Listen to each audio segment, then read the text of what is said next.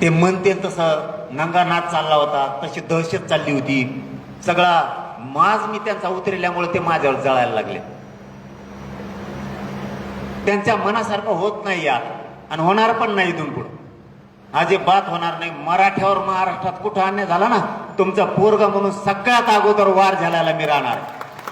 त्यामुळे तुम्ही त्यांचं टेन्शनच घेऊ नका, आणि त्याला फक्त येऊ द्या, त्याला कधी बी येऊ द्या.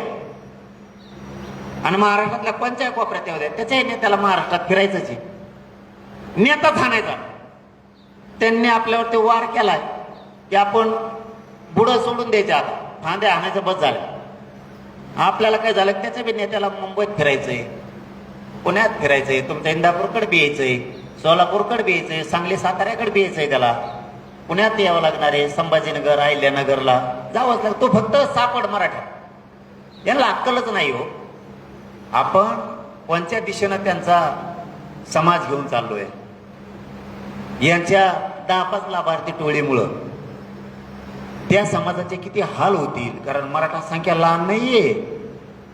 मराठी एकदा बिघडल्यावर काय करतील त्यांच्या डोक्यातच नाहीये. ते फक्त लाभार्थी टोळी अख्ख्या समाजाला विठीस धरायला लागली. कारण हे वाचावाचं बोलणार, पहिल्यांदा त्या समाजावरती लय प्रेम करायचा मराठा समाज. ह्या लाभार्थी टोळीच्या ह्या असल्या नालायकपणामुळं आपले लोक त्यांना कोणालाच जवळ करण्यात जातात. कारण चूक खुण करणाराची, त्या लाभार्थी टोळीची, कुणाचा पण खून करणार. आता मला परवा कळालं की त्या परभणीला शेनगावला धनगर समाजाचं पोरगच मारून टाकलं, लाभार्थी टोळीच. मी तिथल्या एसपींना सांगितलं अटक करा, ते कोण येते नसता. मी जर परभणीला तर परत बघा तुम्ही म्हणताल काय झालं. त्यांनी सांगितलं नाही, ती आरोपी अटक होणार.